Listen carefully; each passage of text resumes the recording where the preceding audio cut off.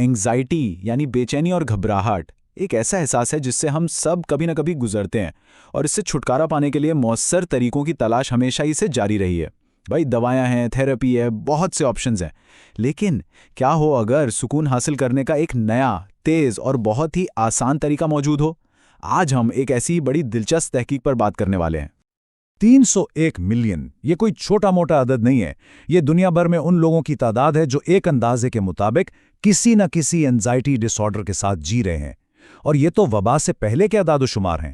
اس کے بعد تو اس تعداد میں بہت زیادہ اضافہ ہوا ہے، تو یہ صاف ظاہر ہے کہ یہ ایک عالمی صحت کا بحران ہے، اور ہمیں اس کے لیے نئے اور سب کی پہنچ میں آنے والے حل کی سخت ضرورت ہے۔ اچھا، روایتی علاج جیسے دوائیں اور تھیراپی بالکل مؤثر ہیں، لیکن ان تک پہنچنا ہر کسی کے لیے آسان نہیں ہوتا۔ کبھی دواؤں کے سائیڈ ایفیکٹس کا ڈر ہوتا ہے، تو کبھی ان پر انحصار کا خطرہ۔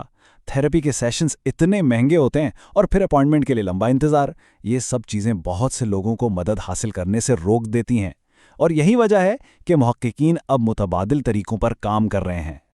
ذرا سوچئے، یہی وہ سوال ہے جو سائنسدانوں کو ایک نئے اور آپ کہہ سکتے ہیں انقلابی حل کی طرف لے گیا۔ ایک ایسا حل جو اتنا ہی آسان ہے جتنا ہیڈ فون لگانا اور پلے کا بٹن دبانا۔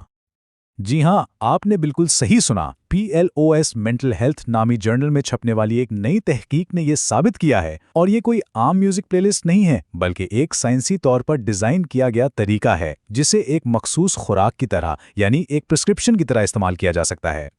تو سوال یہ ہے کہ آخر یہ کام کرتا کیسے ہے؟ یہ صرف کانوں کو اچھی لگنے والی موسیقی نہیں، اس کے پیچھے ایک خاص سائنس ہے جو سیدھا ہمارے دماغ پر اثر کرتی ہے۔ اس ٹیکنالوجی کی بنیاد ہے آڈیٹری بیٹ سٹیمولیشن، یا مختصراً ABS۔ اگر آسان لفظوں میں سمجھیں تو یہ ایک ایسی تکنیک ہے جو خاص قسم کی آوازوں کے ذریعے ہمارے دماغ کی لہروں کو متاثر کرتی ہے، اور انہیں ایک بے چین حالت سے پرسکون حالت میں لانے میں مدد دیتی ہے۔ اس پورے عمل کو نیورل انٹرینمنٹ کہتے ہیں۔ دیکھیں، جب کوئی شخص بے چین ہوتا ہے تو اس کے دماغ میں تیز رفتار بیٹا لہریں چل رہی ہوتی ہیں۔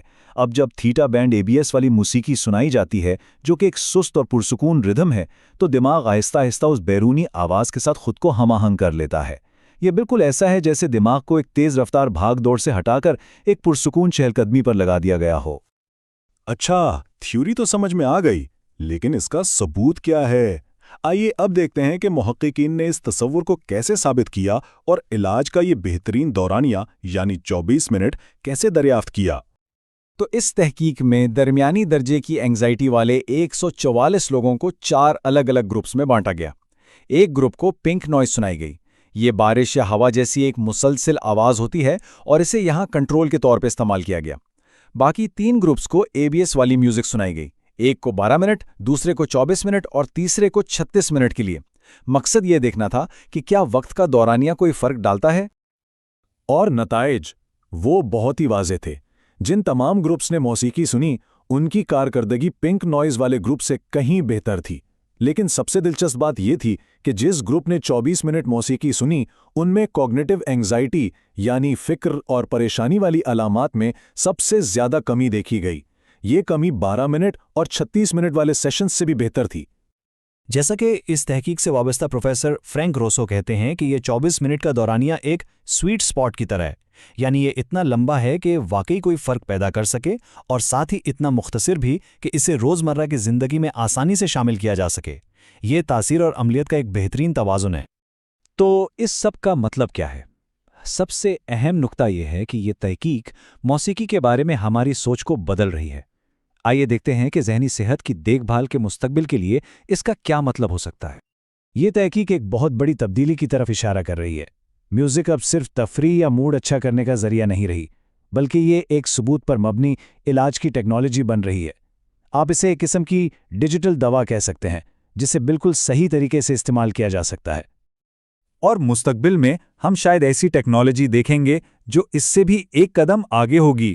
ذرا تصور کریں کہ آپ کی سمارٹ واچ آپ کے تناؤ کی سطح کا پتہ لگائے اور خود بخود آپ کے لیے ایک پرسکون ساؤنڈ ٹریک چلا دے۔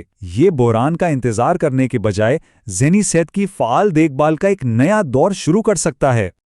یہ سوال اب سائنس فکشن نہیں رہا۔ جیسے جیسے ٹیکنالوجی اور نیورو سائنس ایک دوسرے کے قریب آ رہے ہیں، آواز پر مبنی علاج ذہنی صحت کی دنیا کا ایک اہم حصہ بننے کے لیے بالکل تیار ہے، ایک ایسا حصہ جو لاکھوں لوگوں کو فوری، قابل رسائی اور دواؤں کے بغیر سکون فراہم کر سکتا ہے۔